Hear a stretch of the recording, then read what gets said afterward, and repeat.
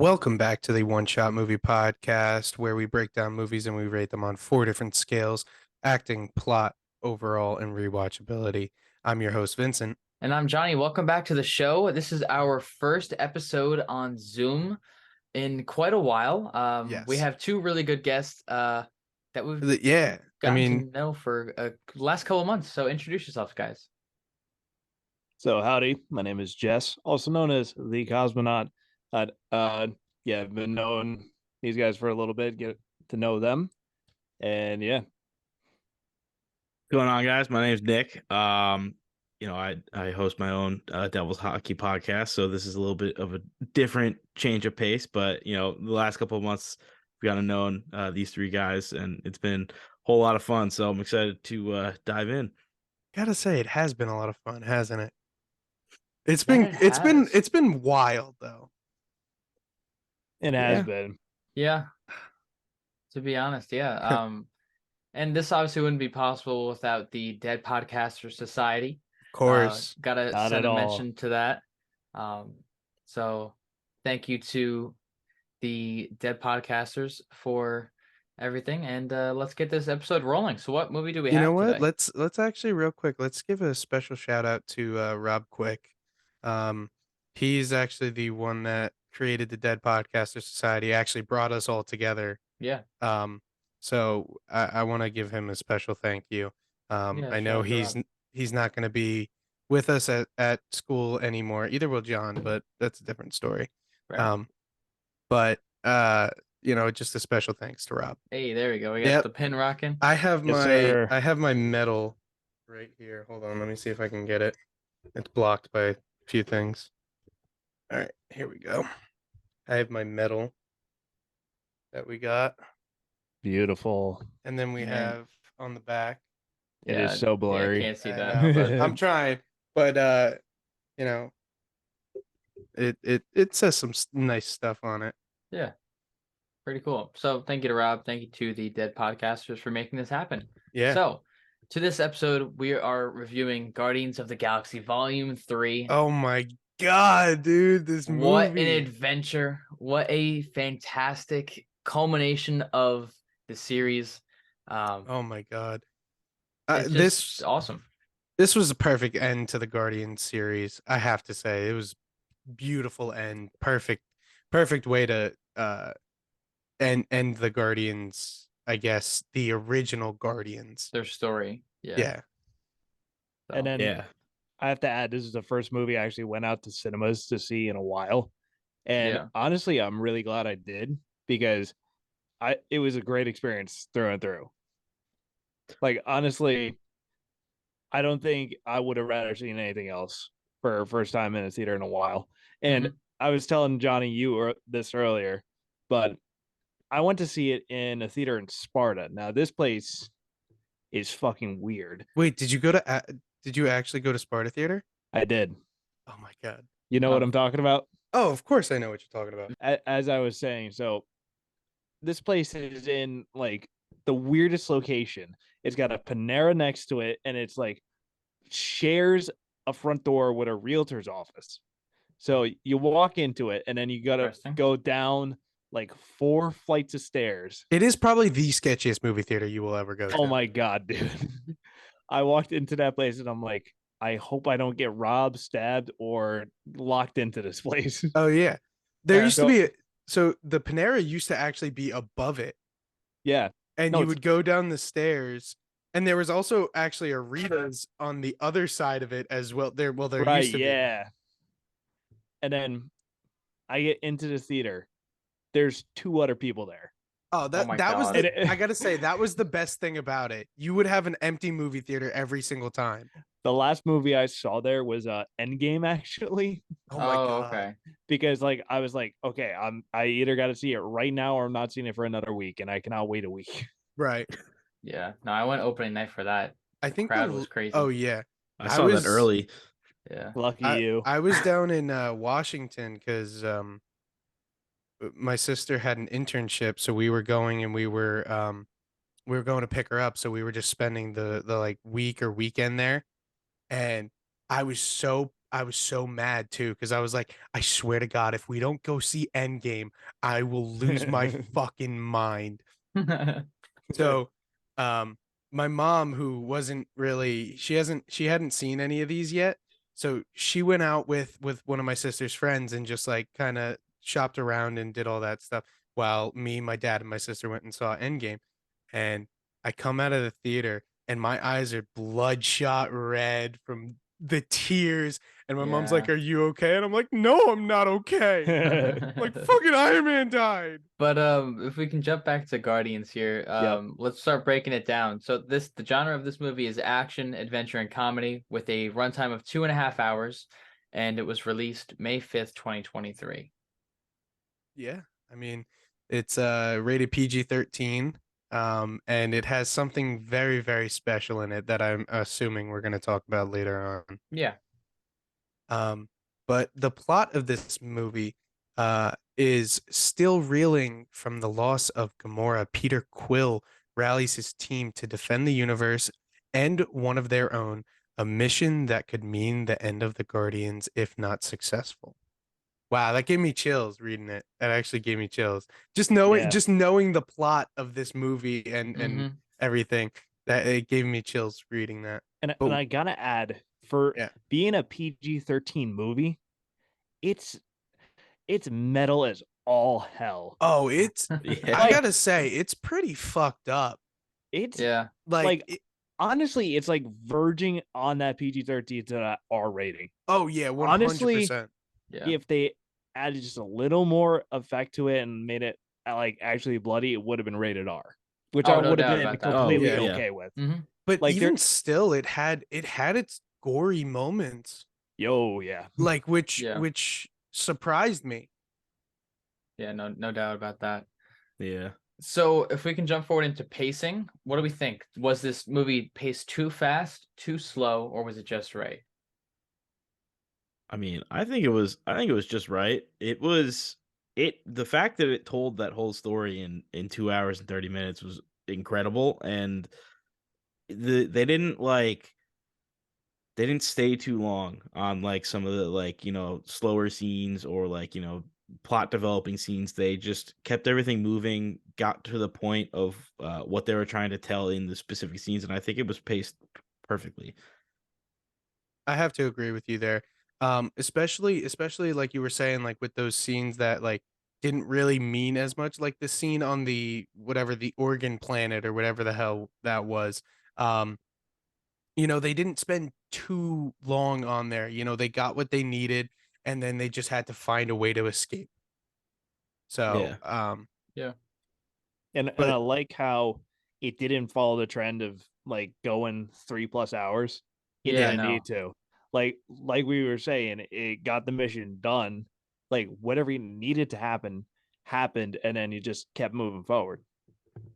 And although like the points where you jump back in time kind of jar it a little bit, like you're telling two stories at the same time happening at two chronologically different points can kind of like slow it down a lot.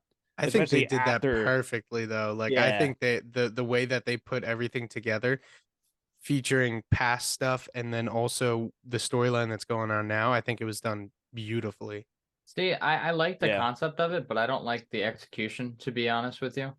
Really? I like the different scenes that we saw, but my only like gripe with it, I don't like the placement of some of the scenes where they go back in time, because they'll just be like at the Orgo Corp or whatever that place was, and then it would just jump to a scene of Rocket in the past. It was kind of like just misplaced, because it's, to me, it seemed like they were just finish a scene that had nothing to do with Rocket, and then it would just jump cut to Rocket. So, but I think the whole point of that was because they were telling his backstory and because that, he's dying. I get that. It's supposed to be like his movie. But we also need to realize that you're telling, also besides Rocket's story, you're telling the story of the other Guardians in that moment at the same exact time. And I think they give each of the characters their own perfect moment that just fits their characters so well, and really just again, like you said, made it a great ending to the Guardians franchise. Yeah, 100%. Yeah. So for me, I think the pacing it was good. I don't have any like real issues with the pacing. I feel like it was good. They didn't really drag out too many scenes. They like you said, they had a mission, they completed it, they moved on. I feel like it was pretty good. I don't know. Let's jump into the cast. Vinny, if you want to start with our first character here. Cool, because I was not gonna try to pronounce the second Yeah. person. So we have Chris Pratt as Peter Quill. He's known for Parks and Rec, the Jurassic World franchise, Super Mario Bros., which wasn't as bad as I expected. So I I was enjoyed I it. was I I did. was I liked it. expecting a lot worse, honestly. Really? And it was very good. I have to say it was an enjoyable movie. I thought it was I pretty good. still I'm have not gonna not lie. seen it. No, there have I. It was, I mean, you guys can watch it on streaming service or you know, Elsewhere how on we the watch internet. you know Yeah. how we watch our movies. Um But Illegally downloaded from China. It wasn't bad though, honestly. Like I enjoyed it. no, it wasn't terrible. But And it I wasn't liked great. right. And I liked all the like things that they like subtly did. They put the Mario music behind it, or Yeah. like I just didn't enjoy how it's like, okay, Mario and Luigi are from the real world, and then there's this other world, the Super Mario world. And I'm like, well, that's not really true. You think also after the first Super Mario movie, they would learn their lesson? Yeah, Well, at right. least they made this one animated. Or At just least they about did. just about any video game adaptation of a movie that basically has sucked over the last what Yo, 30 plus years. Nick, shut the fuck up. Uncharted was great. I'm not saying that one. I'm just saying, the first two Mortal Kombat movies are literally dog shit. Oh yeah. But I like the they're one bad. I like the one that just came out recently. It was very quick, and like it was way too quick, I think, in my opinion, but I thought it was okay. Thought it was I mean, decent. it was good. Here's my thing with the first two Mortal Kombat movies. They are so bad, they're good. Oh yeah, I agree with that 100%. Sharknado. They have that 80s cheese to them that just like stained it through and through, but it just makes it so memorable. Like you point out a scene in that movie, oh, it's from Mortal Kombat. Oh my god. Yeah. But if we can jump forward, the next character we have Chukwudi Iwuji as the High Evolutionary, and he is known for John Wick Chapter 2 and the Peacemaker TV show on HBO Max, now known as Max. He was in John Wick Chapter 2? I gotta look that up now. Yeah. Honestly, was. not a huge like A-list, B-list actor, but it was in No. like some decent small projects, mainly some TV shows. Nothing like super substantial. So Also, John Wick Chapter 2 was John Wick Chapter 4 was fantastic. yeah. Bradley Cooper as Rocky Raccoon, also known for Stars Born, American Sniper, American Hustle, Dungeons and Dragons, The Mule, and many, many more. He's in some really good projects, to be honest. I really enjoy what Yeah. he's done. I think one of the underrated roles that he's had is American Sniper. Yes. That's a 100%. really good movie. That's without a doubt. Like, I think that movie just tells Chris Kyle's story through and through perfectly, in terms of like showing not only like how he was as a soldier, but showing him like try to reintegrate himself back into like human society after doing everything he did. Yeah, I know. That whole movie was perfect, and you are correct. It is like super underrated and does not get talked about enough. Definitely not. I feel like you guys are gonna be pissed at me, but I've never seen American Sniper. I don't blame you for not seeing it though, because it's not really known. I heard about it, and I was like gonna watch it back in high school when like I think it first came out. Yeah. But I just never got around to it. Okay. It's Great not movie. bad though. It's pretty good. Yeah. It is a very good movie. Pom Klementieff, I probably butchered that, but as Mantis. Good enough. So she was known for Old Boy, Thunder Force, and she played Lexus in Uncut Gems. Yeah. See, I don't remember Uncut Gems that much. I try to forget that movie. I really didn't like that Sandler movie, not gonna I lie. disagree. That movie's really good. I I don't know. Maybe it requires a rewatch, but I think it does. It's long. It's long. I'll give you that. Yeah. But it's not bad. It's not bad at all. I don't know. Just not my ideal Sandler movie. No, that's Hustle fair. was fucking phenomenal though. Yeah. Yeah. So I just want to keep moving because we have a lot of cast members before we jump into everything else. Up next we have Dave Bautista as I put Drax the father, instead of Drax the Destroyer. Fucking nice little touch. So he is known for obviously the WWE's or WWF, Blade Runner 2049, the new movie Knock at the Cabin, which I really still want to see, and Glass Onion, which was really, really great. Wait, why is it WWF now? No, it was years ago. It was WWF before it became WWE. Yeah. Gotcha. So, yeah, Knock at the Cabin, I really want to see something that's kind of piqued my interest. Another M. Night Shyamalan movie. Exactly. That's what last one I saw was old, and that one was just. It was too much for me. It's like it wasn't good. It like towed the line of like being like shocking and just being like, this is obscene. Yeah, no, I didn't care for it at all, to be honest with you. But like me either. Like halfway through the movie, I'm like, I know what's gonna happen. Yeah, because you pretty much spelled it out from the beginning. I knew the two kids was just gonna walk away like that. Yeah, but who knows how Knock at the Cabin's gonna be? I don't know. I want to see it. So I got better hopes for it. Yeah, I don't know about Knock at the Cabin. It's not like pulling me in that much.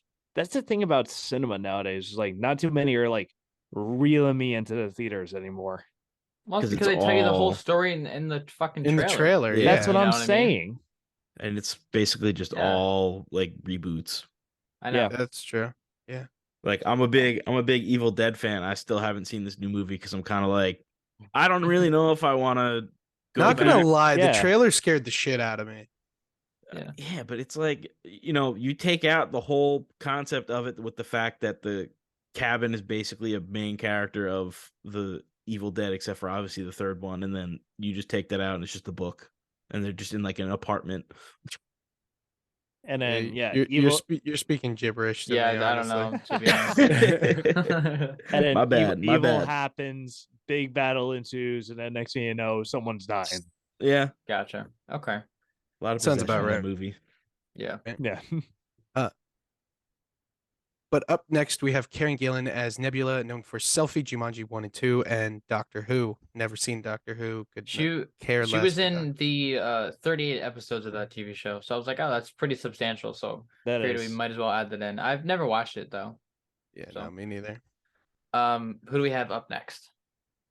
We have Vin Diesel as Groot, known obviously for the Fast and the Furious franchise, The Chronicles of Riddick, and if you didn't know it, Bloodshot.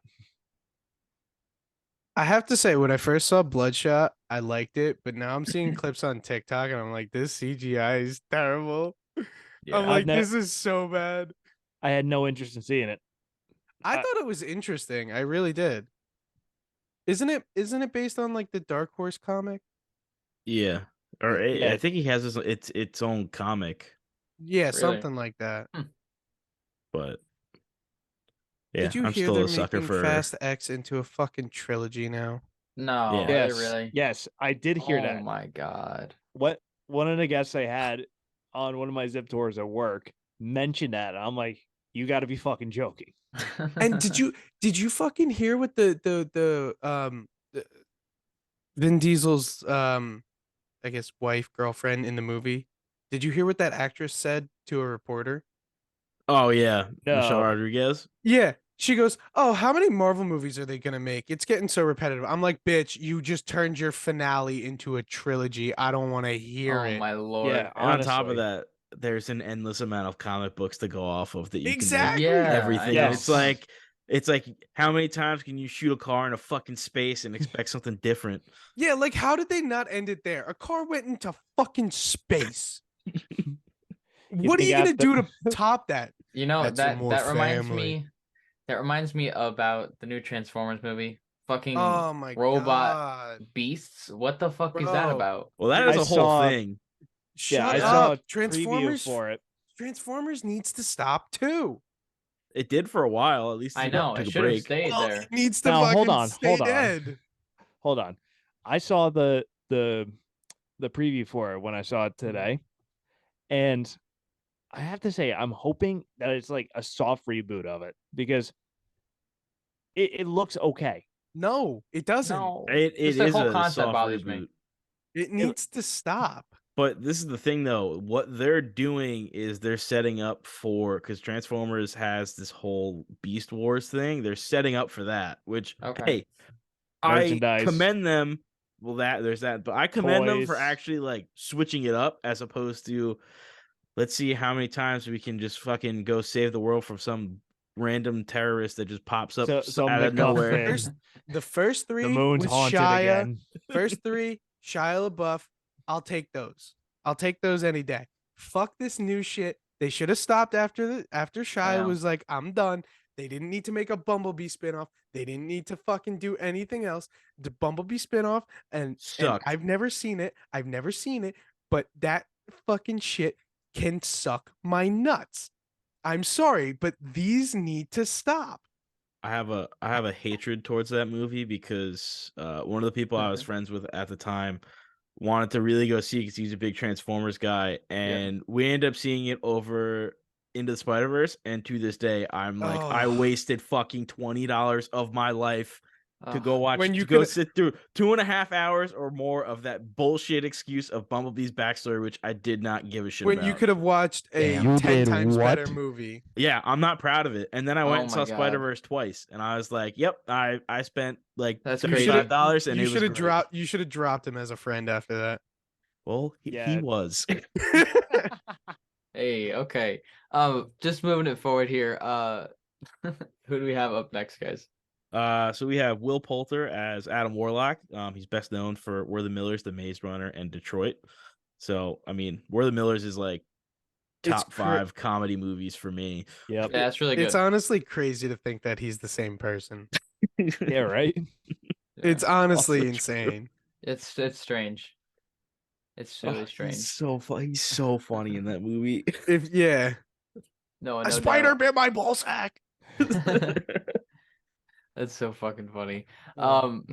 But up next we have Sean Gunn as Kraglin, and he's known for the Suicide Squad and the Belko experiment. Also, the first two Guardians as well. Yeah. Yes.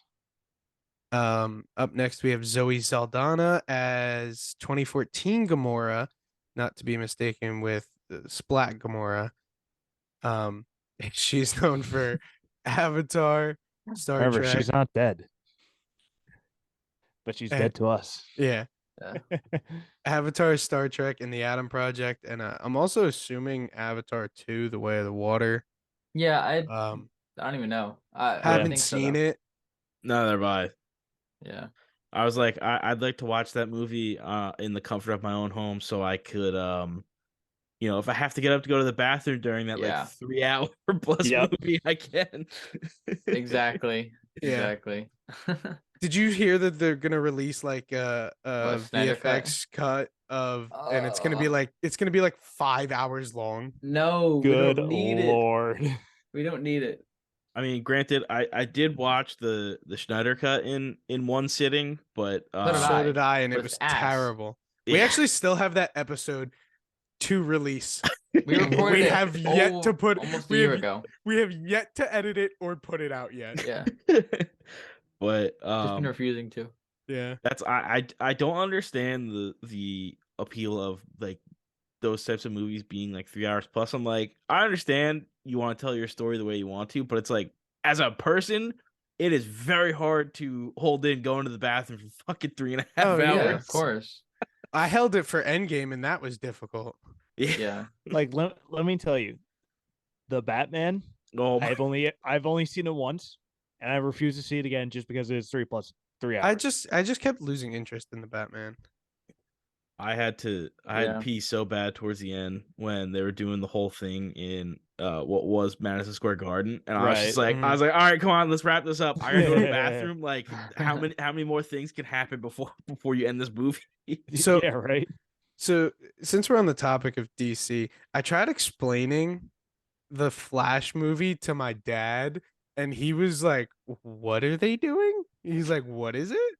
And I go, they should have done, and I even said this. I said they should have done just the Reverse Flash for this movie. They should have just done the Reverse Flash. They didn't need no. to do Flashpoint. They didn't need to do this fucking get rid of Superman, add Supergirl, add another Barry Allen, add another Batman, add this. I'm like, they didn't need to do that. They should have just kept the Reverse Flash. They should have kept the backstory of the Reverse Flash, and they should have just done something with that. I just think that would be such a better movie. And then maybe the second one, add Flashpoint. Don't start with Flashpoint. Flashpoint's the hardest fucking storyline to tell in a movie. Well, I mean, for starters, you could also, recast your psychopath of an lead actor for the movie, but there's that. That's true. We've talked about that. We've talked about him countless times. Yeah. But let's keep it moving here. Obviously this movie is directed by James Gunn. He is now moving on to go to the DC universe. He's gonna take charge there and kind of set them up for the future. We wish him luck, kind of. Everybody thinks that he's gonna like revive the DC universe, but I don't think as good a director as you are, I'm sorry, I don't think it's ever gonna happen. You literally have to just start from scratch. Yeah, and they literally what they're doing. And they won't, but they're not. They are though. The whole concept of the Flash though is the fact that they're restarting everything. Yeah. But why how are there? you gonna, that's what I'm thinking. Why start there? How are you gonna restart everything when you bring in Ben Affleck, you bring in Michael Keaton, you bring in I get it. The only new thing is this Supergirl. But how are you gonna restart when you're bringing back all these old characters? I guess for like one last hurrah. What is restarting? Yeah. I guess. I don't know.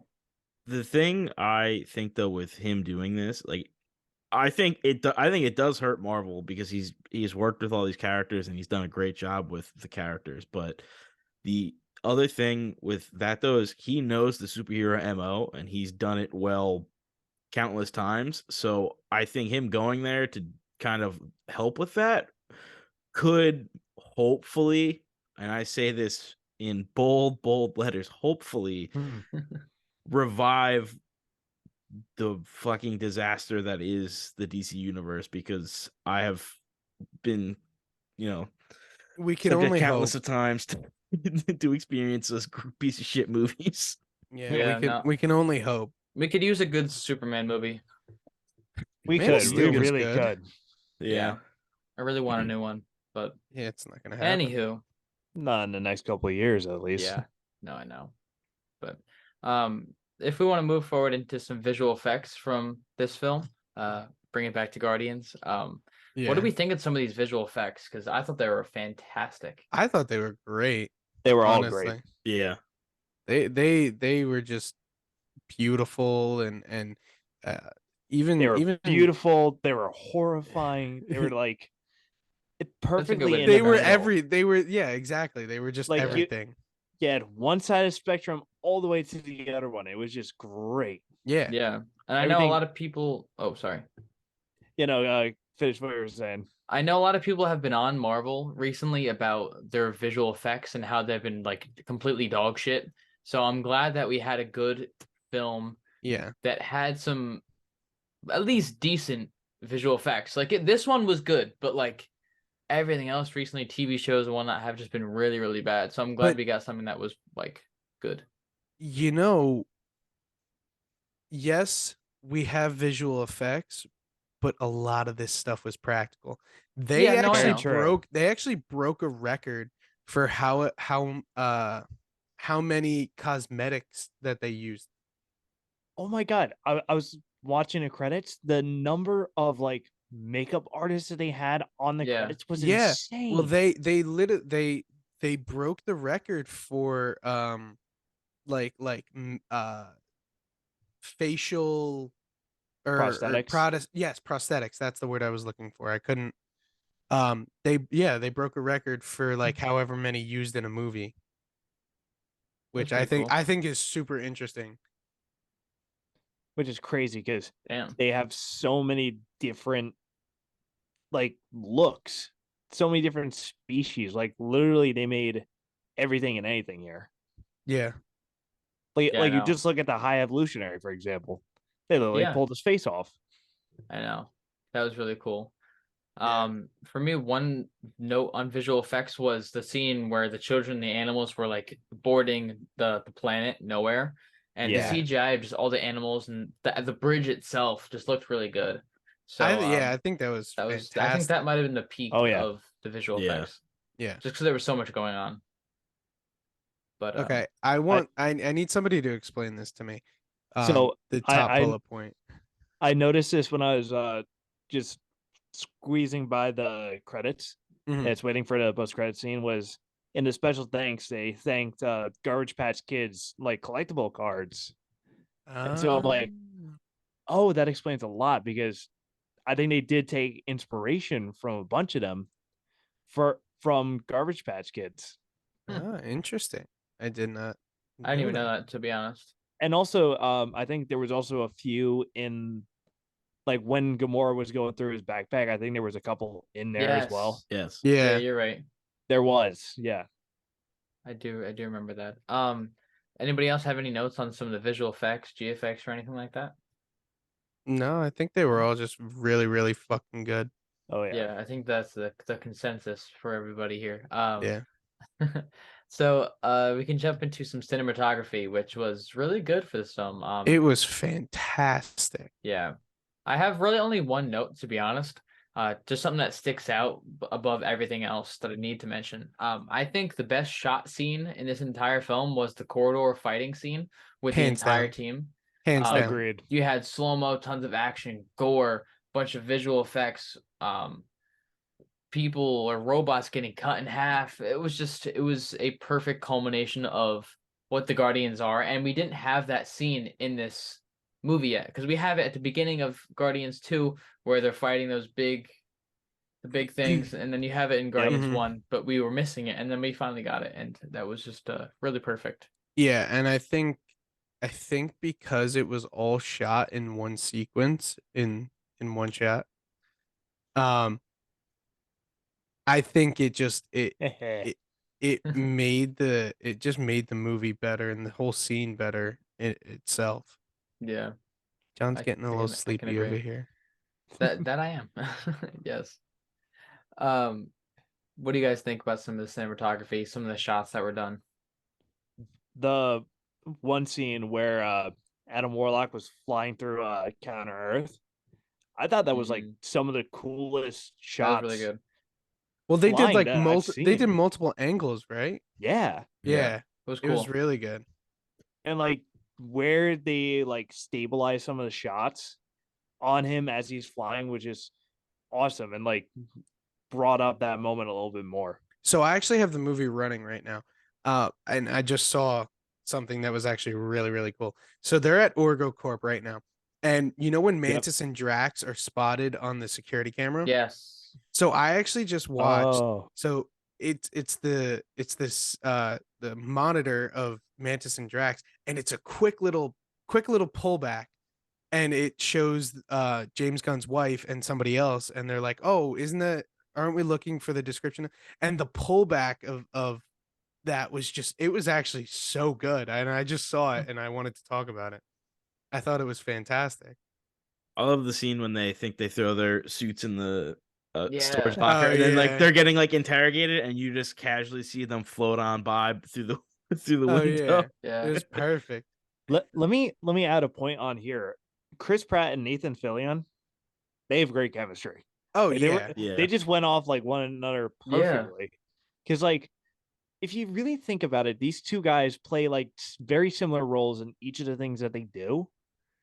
Like Oh, yeah. Nathan Fillion, like in like what is it, LAPD or whatever that show Rookie. is. Yeah, The Rookie. Rookie. Yeah. Rookie. Yeah, they pretty much play similar characters. And seeing them together on the screen was like really cool to see because they just went off of each other really well. Yeah, I liked it a Especially lot. the situation that they were in. Yeah. With the Guardians trying to, infiltrate in, some of them are acting like complete idiots. Oh my god. Like Drax at that moment. I was Dude, like, that was come so on. funny. That Oh, You gotta line, be a was little good. brighter than that. that line was so funny. He's the boss's kid, you know. He's a little. Yeah, we got one of them too. Yeah. I actually just saw another really well done shot. It's when they're waiting for like the weird Yeah, the thing that fall organ down. weird organ ball. And Gamora's holding the person at gunpoint, and it's just like quick little pans, and like I'm noticing a lot more of that now. It's like they're doing like quick pans or like quick tilts or even just quick zoom outs, and it looks fucking phenomenal and it looks great. But yeah, that's pretty much all I have. Any other notes on cinematography before we move on? Nope, I got none. Nada. All right, so Jess, we'll leave this section to you, my friend. Yeah, we'll just sit back and enjoy. All right, folks. As you know, I'm a music aficionado. So when you label a section on your script that says music, gotta let me have it, man. So listen, when that movie started and Creep by Radiohead starts playing, Come you on. already have me sold. So good. It was Like, The excellent. soundtrack was That got me like teary-eyed. I was so happy. Yeah. And the rest of the music was just awesome. oh my And, god. like Since You've Been Gone by Rainbow was That was just a great fantastic. addition. Crazy on You. Oh my god. Dude, all I can think of when so I was actually listening to the soundtrack earlier. And like now all I can associate the Crazy on You is just Adam Warlock flying through the sky, especially Yep. because TikTok is just ruined it. And I know. Oh you my see Adam God. Warlock and it's like it just says like me at like 4 a.m. going to the fridge for a snack or something. Yep.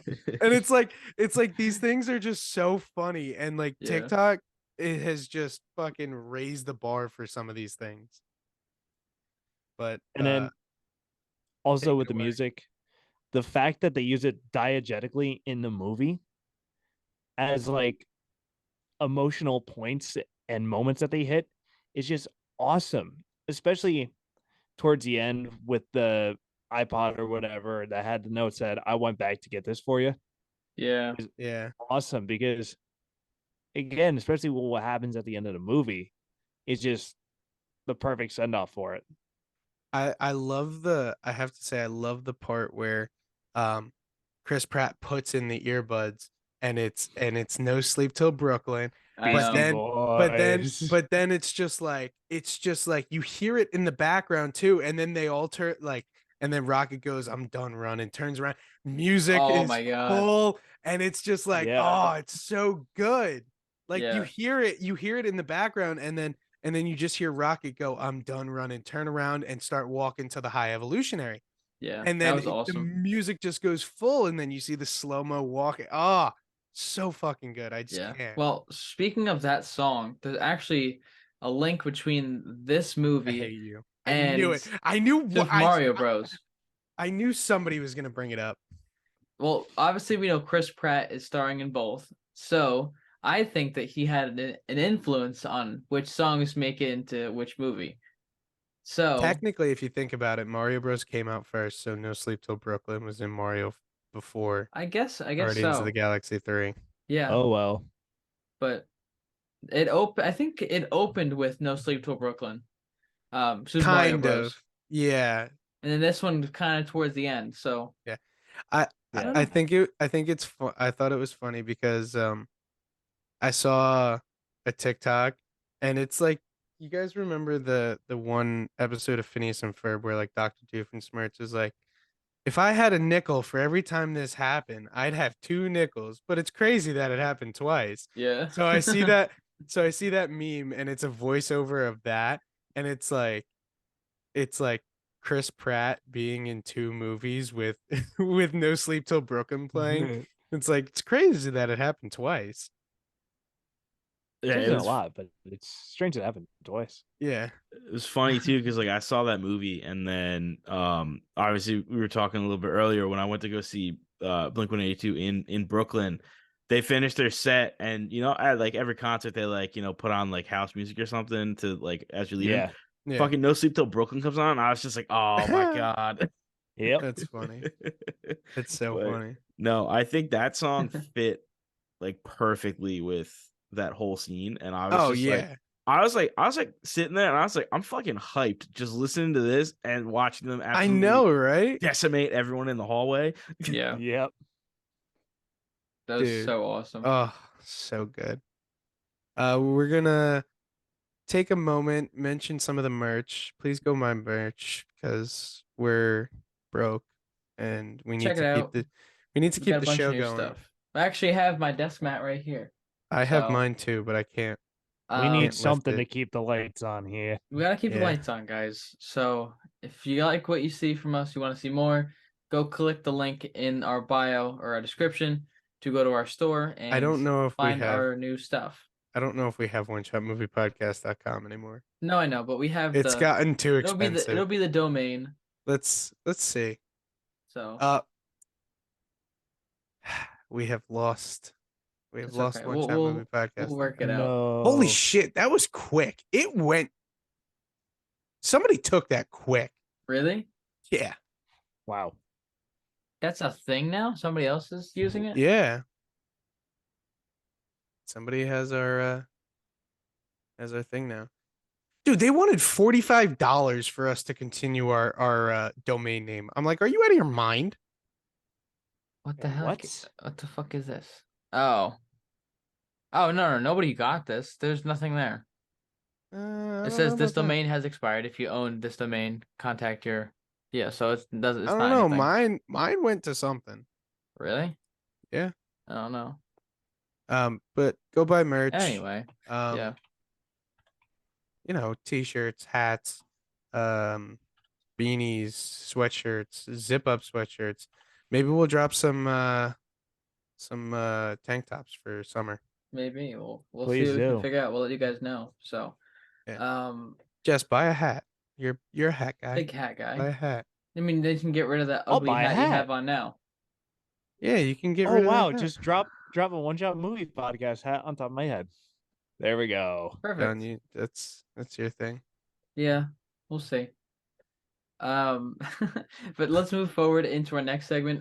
Let's talk about some of the acting. What do you guys think of how everybody did? Is there people who didn't do good? Are there people who did like amazing? I What are think the everybody thoughts? popped off in this movie.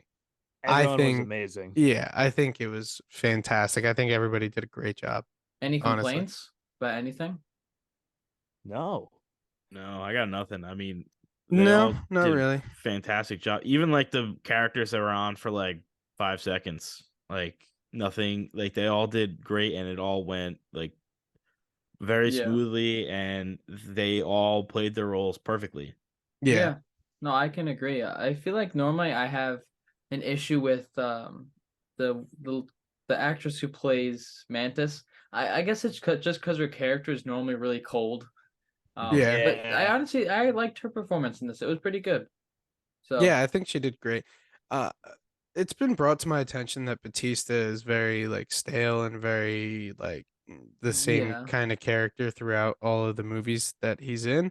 And I've begun to see it, but I think in this movie he did his part very well and he did his job very well. yeah. No, he was a little yeah. different in this. He wasn't super like Yeah. monotone and And I don't know, we boring. see, character development towards the end of the film of Yeah, why he's kind of like this in this movie. yeah, Mhm. I agree. And I think for all the moments that are in this movie, there's different levels, and every actor plays each one differently, and they all do it really well. Nothing really like screams this is out of character. Right. It all feels like it's all coming from one character sharing one brain with the actor, and it's all great. I think everyone's Yeah. exceptional. I agree. moving forward into our next segment, about the script. Who wrote the script? Obviously, it's James Gunn. And I really only have one note about the script, to be honest. I just felt like Adam Warlock's character seemed a little forced, and it just seemed like it was kind of unfinished because he was in it for a little bit, and then he disappeared for like 3/4 of the movie, and then doesn't do anything even when he's on screen until like the last couple minutes, and then he's just kind of lingering there. Yeah, he starts the plot and then pretty much doesn't show up until he needs to finish it. Yeah. Which, I mean, like, I for don't know. most movies, isn't how it's supposed to go. For me, I thought he was like the big bad until we saw the High Evolutionary. Yeah, I thought he was the villain for the longest time. But I don't know. Maybe they were tricking us, and well, I guess now he's a guardian. So Yeah. Well, that's like a whole storyline where he does join the Guardian. So I understand why he's there, because obviously they were setting up for the future of the Guardians franchise. Yeah. But yeah, it's like, like he shows up in the beginning out of nowhere, and then they show like a couple scenes with him in the High Evolutionary, and then it's just like he's not there until like the start of like the beginning of like Act 3 and like the final part of until the like movie. Counter Earth. Yeah. I know. I don't know. I just feel like it's what they did with him was a little underwhelming. I expected more. I think my only issue with the script, and I'm gonna be as gentle as possible. I honestly hated that line at the end where Nebula goes, you're a dad," or like whatever she says, like you were never meant to be a destroyer, you were meant to be a dad." And I was like, all right. Yeah, I didn't mind that. I thought it was kind of nice. Yeah. I was like, I don't know. I didn't like it. It just seemed very predictable and very just like, eh. It's like, well, all right. Remember, the reason why he's Drax the Destroyer is because his wife and his kids were killed. Yeah. So that's why he's out there. It's because he's got a vendetta for those that wronged him. So at the end, the redemption of him is not being the destroyer, he's being the father. Not to his own, but to another unto his own. I think in the script, though, with like some of the lines that were said, the interactions between Drax and Mantis in this movie were just spot on and funny throughout like the entire time. And then she's just like, "Oh yeah, I've made you forget like so many things." Yeah, I know. It's just like yeah, I don't manipulate people. Forget. I think the funniest part between them two was that Orgo Corp, where she touches the guy and she goes, "You're madly in love with him," and he goes, and he's just like, "So what's your name?" Again. Drax the Destroyer. Wow, that's such a strong name. And then it's like, why do you always do this? Yeah. Oh boy. But let's move forward into some Easter eggs. I know you guys had a couple here. So yeah, Howard the Duck's in it, and we actually get to see him a little longer now. Yeah. Which is that's cool. Which is great. Which is what a lot of people were asking for. Last time we saw him was Endgame. Yeah. I know. That was cool. I had one here. I feel like this is pretty widely known, to be honest, but but the Chris Pratt had a fake body that they carried around. It was like 30 pounds, and I believe it was Karen Gillan had to. Oh no. Nebula. Right. Nebula had a carrier. Yeah. So in person. Yeah. She had to carry his body, when they were on Nowhere. So it was a subtle thing, but it was pretty cool. Yeah. I have a couple that aren't on here. First off, we got Nathan Fillion, who he was actually in Guardians 1. He voiced the big blue creature when they first enter the jail. Yes. I didn't know that. I actually just saw an Instagram picture today that he was supposed to be in Volume 2, but they cut his scene. Number 2, James Gunn's wife is in this movie playing the I guess security guard manager. Oh, is that like that's her? Okay. Because I saw like besides who played Kraglin, I think there was 2 other Guns in this as well that were credited. Really? Well, I just thought there were a lot of Guns in this movie. Can we kick him out? Can we get rid of him? I need him to boy. leave after that joke. So there's that. And then the woman who plays the pink woman. She was from the Suicide Squad. She was the rat lady. I don't know her name. You lost me. Yeah, well, yeah, no. She was the pink woman that Star-Lord tries to flirt with. I know the Oh, character yeah, you're talking about. yeah. Yeah. Yeah, she played the rat girl in the new Suicide Squad I haven't seen it. with John Who- Cena and Who now? she like controls rats. It's weird. See, this Oh, is why DC her. is dog Yeah, shit. Yeah, 'cause Um I've seen Suicide Squad. yeah. And then Pete Davidson. Pete Davidson was in this. He plays the alien towards the end. Like he's like the full on like he looks like an alien. Yeah. And then he also voices that ugly ass thing that Mantis like screams at. Which was fucking hilarious. Yeah, that was great. I think those are all the Easter eggs that I have, or at least that I can remember at the moment. That's about right. Yeah. I think it was funny though that they made Cosmo an actual character. I know. I Well, love that. Well, the thing was actually you actually just reminded me of that. This is another Easter egg. But the reason they changed Cosmo from being a male to female was they were paying homage to the actual first dog who went into space. Right, yeah. Oh, Yeah. okay. Which I thought was very interesting, and like it was like a cool Subtle nod. side note. Hmm. Actually, one more thing, sorry. Everybody thinks that the colored spacesuits were for Among Us. They were not. They were for 2001's A Space Odyssey. But yeah, wanted to clear that up. Okay. See, I Yeah. didn't even think about Among Us, to be honest with you. Neither did I. I just That's thought what the spacesuits. I was that's just like, oh, that's what I was everybody like, that's what everybody thought when the trailer Cool, first came out. colored, Yeah. retro futuristic spacesuits. That's exactly what I thought. So Yeah, no. yeah. It was a nod to 2001's A Space Odyssey. Oh, okay. Yeah. I see that now. But now let's jump into some of our critiquing segments here.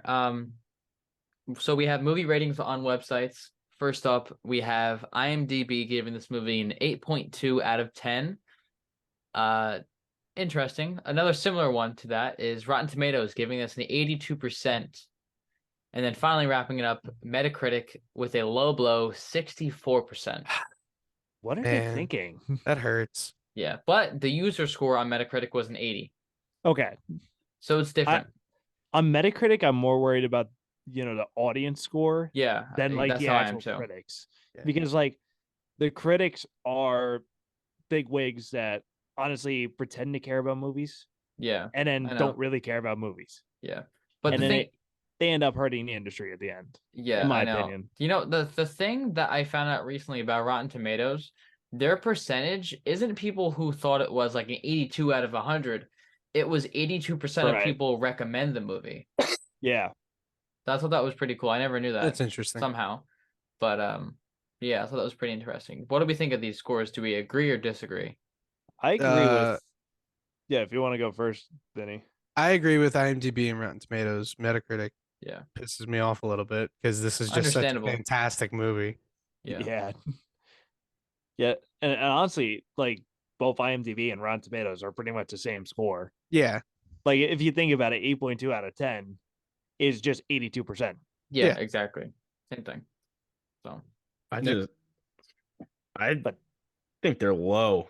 If I'm being honest, I understand the whole okay.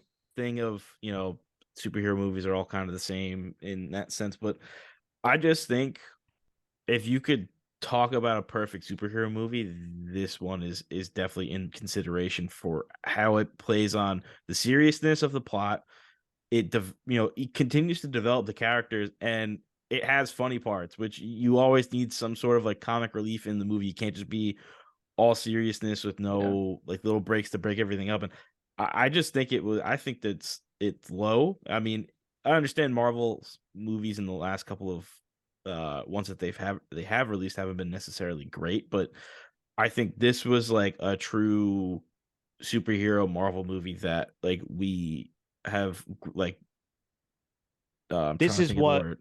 this is Yeah. what they've been like holding back from us. Yes. Yeah. Like this And- is what they wanted us to see after Endgame, but they didn't want to give it to us because they wanted to give us the crap first and get us hungry for this. I think know. I think I enjoyed how they subtly mentioned Endgame. It's not like they harped Yes. on it like the past movies have. Like, oh, I was dust for 5 years. It's like, yeah, well, shut up. Whatever. Yeah. Like this one was Exactly. like, yeah, she came back to life. Her father killed her before, and now this is where we're at now. And it's like, yeah, I mean, it's true. Like I know. that's all we really needed. Like we've seen the fucking movie. Yeah, you don't need to explain everything again. So that was nice. Yeah. So But, I'm happy about that. Yeah. And we see it play out too. It's not like it's inferred stuff. It's not like they know that this happens. It's Right. like we see the ramifications of it because now Star-Lord is interacting with Gamora, who's from the past, Right. but he's Yeah, been through not all his. this stuff with her. And so Yeah. how is he like handling this? And we see that play out through the entirety of this movie. In fact, we see him at the lowest point first. Yeah. And Yeah. it just grows from there. And it's just a perfect arc for him because it just fits his character so well. Yeah. Yeah. It's No, it was really awesome. yeah, it's great. John, what do you think about these scores? I think they're pretty spot on. Metacritic's too low for me, but the first two are like honestly pretty perfect for my scores. But we'll get to that in a little bit. Moving forward, what's up next, Vinny? Well, up next is opening weekend budget, opening weekend, and overall earnings. But before we jump into that, how did we forget to mention this fucking huge Easter egg? The first F-bomb was ever dropped. Oh this yeah, I forgot to movie. put that in. I just felt like it was already Like, known. well, yeah, but like it's like crazy. The first ever Disney Marvel F-bomb was ever dropped in this movie. Yeah. And I thought Pretty cool. it was so perfect too. I love that scene, even though they like hinted at it during Oh the my god, trailer. they like Yeah. dude, they put Yeah. they put it on like Good Morning America. They put it on like Kimmel. They put it everywhere. Yeah. Okay. It was so funny hearing it. Yeah. I did not know that. And that just went over my head as I was watching it. I had no idea. You didn't realize that was the first? No. Yeah. Really? That was the first wow. F-bomb in like Disney Marvel. I guess you could say the actual MCU, not like Fox, because, Right. Mhm. there's Deadpool, there's Logan, there's all those other movies that they have. But the MCU, this was the first ever F-bomb. It was pretty cool. That's crazy. Yeah. Yeah. And I love Deadpool that 3 scene. is the first rated R. Is going to be the first rated R movie in the MCU. One thing that to kind of like steer off just a little bit for that is the fact that they've been so fine with making Deadpool rated R, but they won't make Venom rated R, I which doesn't know. make any sense. Yeah. Like I want to see that motherfucker eat some people's heads off Yeah. and like go crazy. Yeah. But they don't want to see him win. Nope. Nope. Never. Nope. They don't want to give the people what they want. I know. Of course not. Because But- China won't like that. But back to get back on track. For this movie, the budget was $250 million. Opening weekend, it made about half that, with coming in at $118 million. And overall, so far, This it was has today. yeah, to this day, overall, it has made $743 million. That is Yeah. fucking nuts. That's and that's crazy. as of the 30th, so of May. Yeah. So Yeah. wild. It's done Mhm. super well. Yeah, I mean, this movie was just phenomenal. Yeah. I think it's only going to go up. I think they'll maybe settle down at just under $1 billion. I don't think it's going to crack $1 billion. You don't think so? I don't think. No. I think it I'm might get surprised. close. I think, yeah.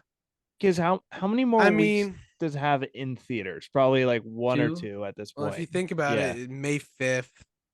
Yeah. Yeah, it's probably got about 1 or 2 weeks left. Yeah.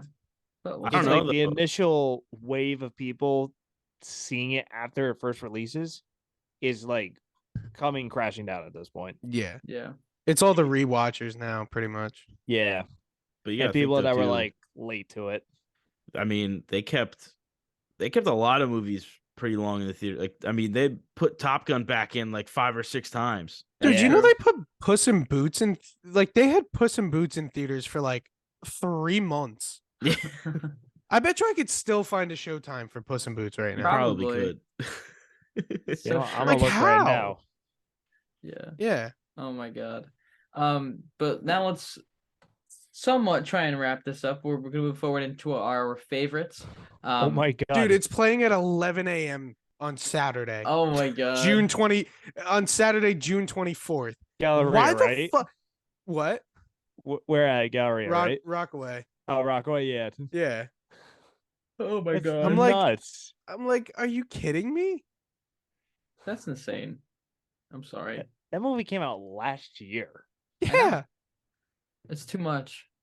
But moving into our favorites, we'll let you guys go first since you're a guest. So, Nick, if you want to give us your favorites first, favorite scene, and your favorite quote.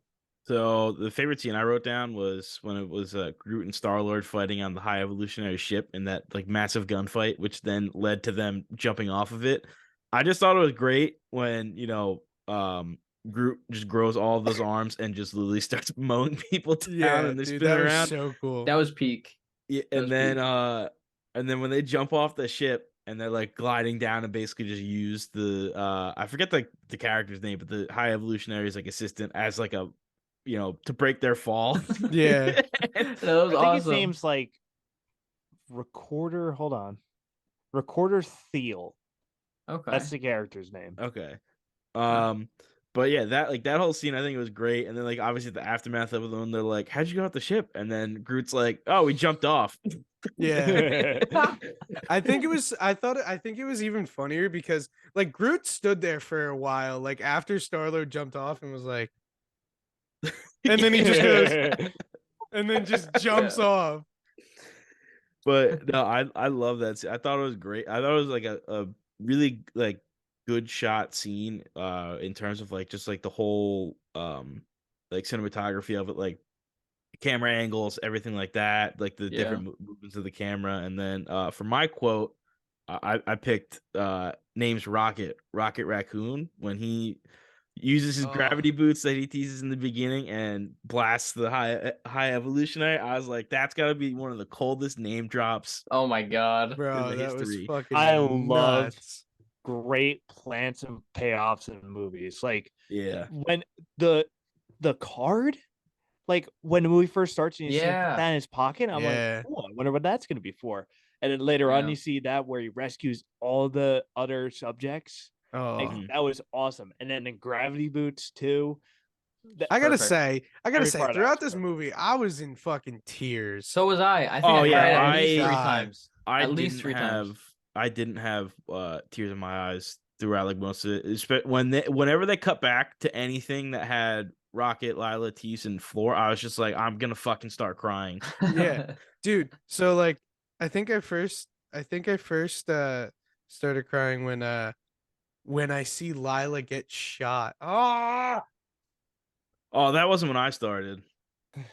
I don't I know. started- I can't exactly remember, but I think it was either when no, it might have been when Mantis was like fucking Rocket like when beginning of the movie where Yeah, he's yeah, like that's when I he's started like crying. he's like bleeding out. Yeah. And then the second time was when Lila got shot and then all the other ones got fucking murked as well. Yeah. And then the third time made me fucking like sob where Rocket like pretty much dies, goes up, and he goes, Oh my god. he asks, he goes, "Can I join you?" And oh my god, I was literally like sobbing. Yeah. I was like sitting next to my dad, like And that's why I'm glad there was only 2 other people in the theater when I saw it. Yeah.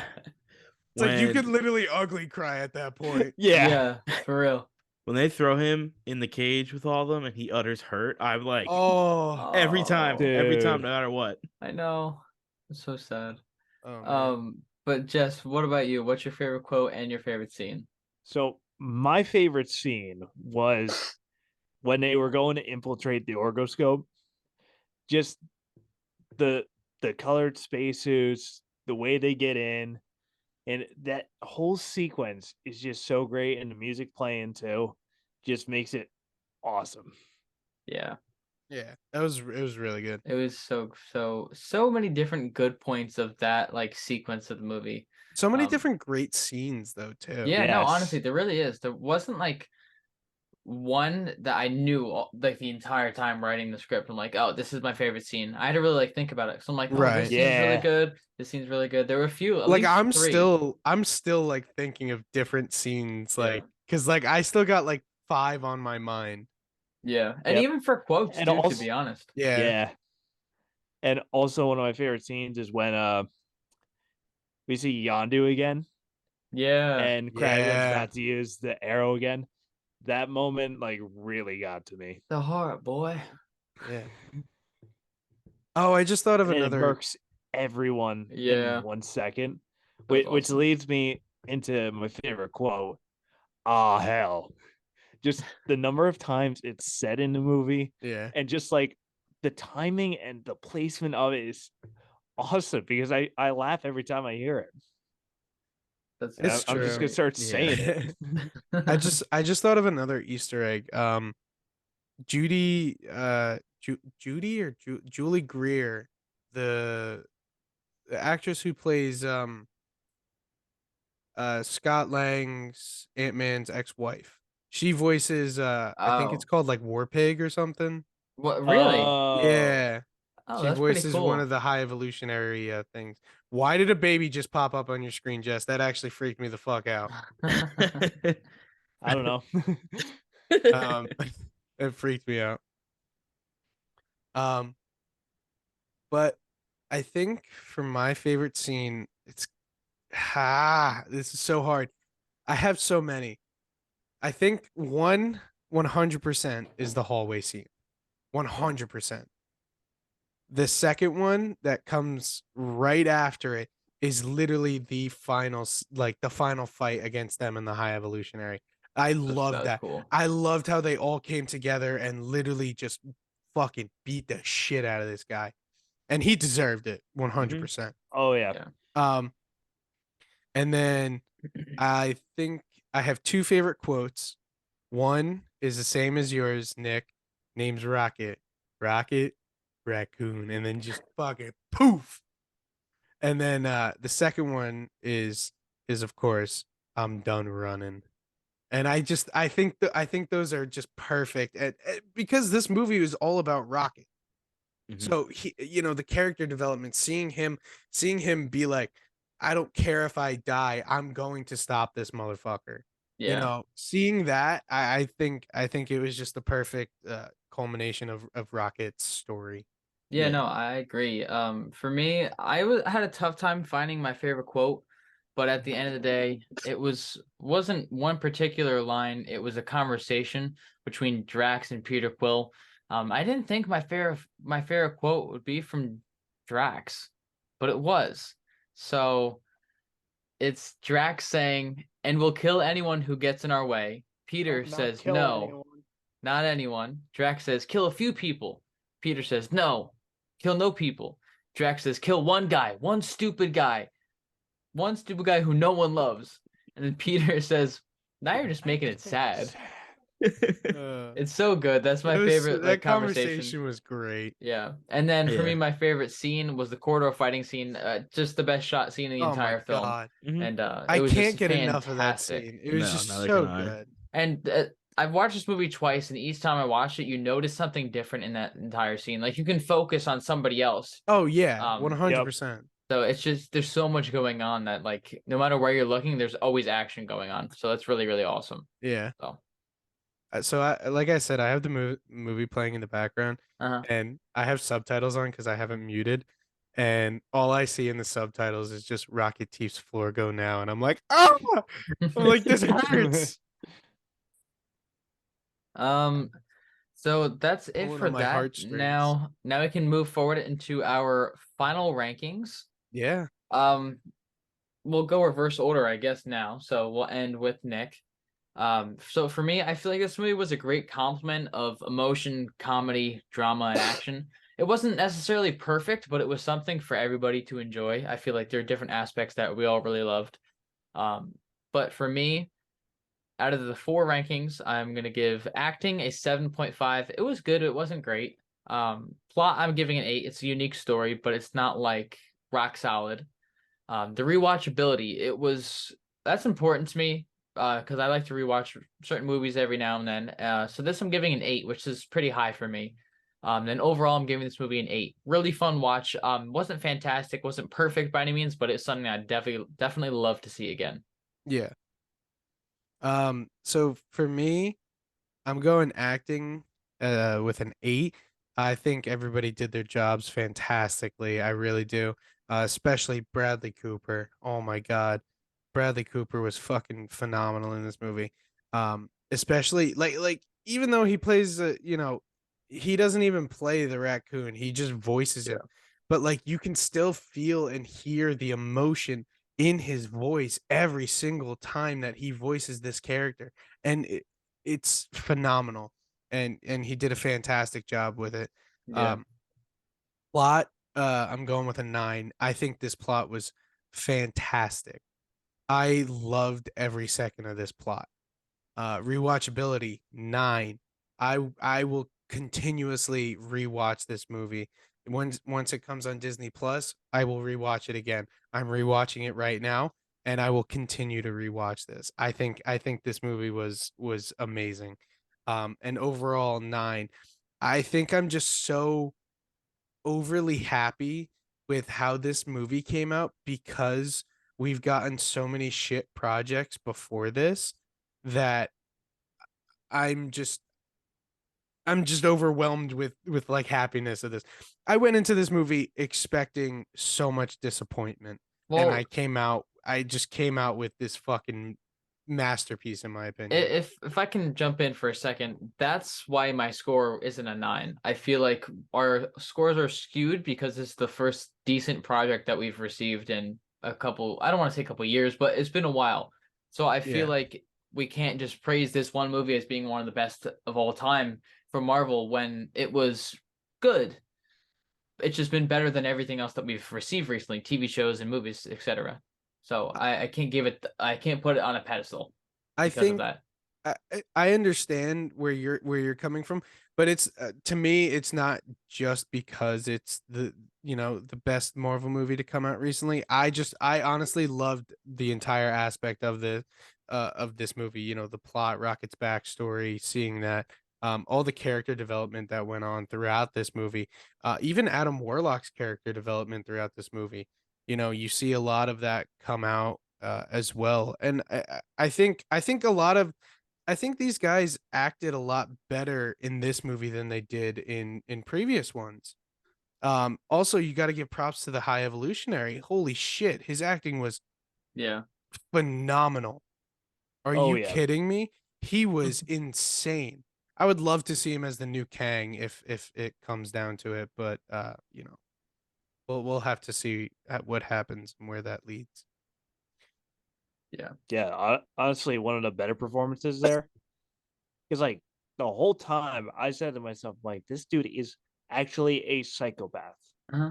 He was more menacing than Kang. Yes. Oh yeah, Oh, 100%. 10 100%. million times better. I watched an interview and he said that one of the like people like one of the crew members came up to him and was like, don't fucking talk to me for like a week. Or like his like agent saw the movie and was like, don't fucking talk to me for like a week. Just because of how like, how he treated Rocket and like, how he made his character be portrayed, and Yeah. it was just fantastic. So for acting, I give this a solid 8. Everyone better jobs. They did it great. Hey, not much to improve upon there. Plot, I give 8.5. It's a good plot. I just wish Adam Warlock was either not put in or done more with, because Thank you. like we said, Thank you. Not debatable. was- That's acceptable. because again, he starts the plot, disappears for most of it, and then shows up again at the end. That's fair. And honestly, just I wanted more from it. Yeah. It's I know. like I felt like they made it a big point before the movie came out, but now it just kind of blew up in our face. Yeah. And then rewatchability, I give a 7.5 just because I know for some moments in it, I'm gonna look at it differently. Mhm. Like some of the, I hate to say, cringier dialogue kind of like threw me a little bit when I was watching it. So watching it again might make me react a little less than I did. But overall, I give this an 8.5. Solid. Because honestly, it's a great movie. It's a tragedy, a comedy, and a great action adventure film. Yeah, I couldn't agree more.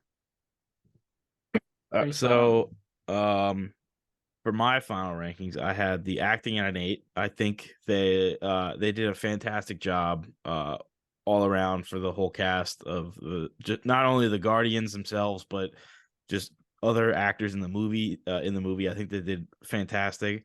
The plot, I gave it a 9.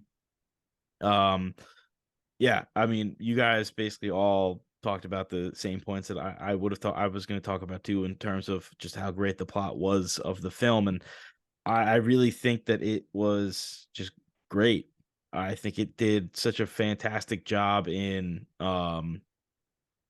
just telling Rocket's backstory, showing like seriously how fucked up it was, and how insane that all was. And I think they did a great job tying that into Rocket developing as a character and fully becoming Rocket Raccoon. The rewatchability, I gave it an 8. When this honestly comes out on Disney Plus, I'll probably rewatch again. I also am a weirdo and still collect Blu-ray, so I'll probably add it to my Blu-ray collection as well. That's cool though. I used to do that. I used to own. I think I own almost every Marvel movie up until. Oh God.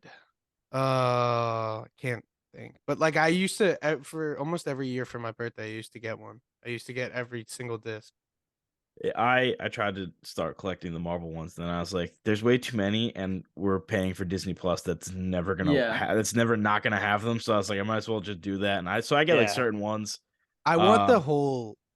Have you guys ever seen the box of the Infinity Saga? Yeah. And like it literally is like the fight in Endgame. I want it. I want it so bad. I will pay so much money for that. And overall, I gave it a 9. I thought it was just absolutely fantastic. And like we said, yes, it was the best Marvel project to come out in probably the last like 2 years, I'd say 3, 2.5. Yeah, I'd say only about a year, because No Way Home was really good. Well, yeah, that's what I was gonna say. Like, No Way Home for me is like top, primarily because like I'm a huge Spider-Man fan, and like seeing that, seeing like 20 years of cinematic history come together all in one film was absolutely fantastic. So it's like right under that though for me, in terms of like right now, those are without a doubt like two of the best Marvel movies that like I've seen like almost ever, in terms of like standalone films, because obviously there's the whole Avengers and the Infinity War and Endgame are two of the best movies ever. So yeah. Well, I mean that's pretty much it. Wraps it up. Thank you guys for listening. Thank you guys for watching. Thank you boys for coming on the show. Thank you. I It was know, awesome. Yeah, I know we really don't do double guests, but I think think it was perfect. It worked out well. I think it worked out Honestly, really yeah. well. Thank you. Thank you guys for having us. Yeah. Of course, Yeah. of course. Plug your stuff. So I host 2 podcasts, the Cosmonaut Podcast and the Vibes Podcast. Go check out both of those and check out Insomnia Media online. Ooh. You can find the Vibes Podcast on there.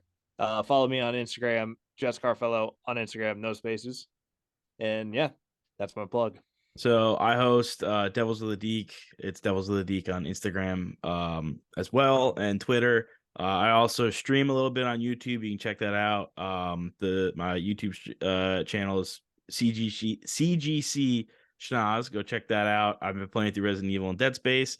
And if you want to follow my personal Instagram, it's just Nick Scortina 23. And you can go check it out and see all of the random shit that I do throughout the day.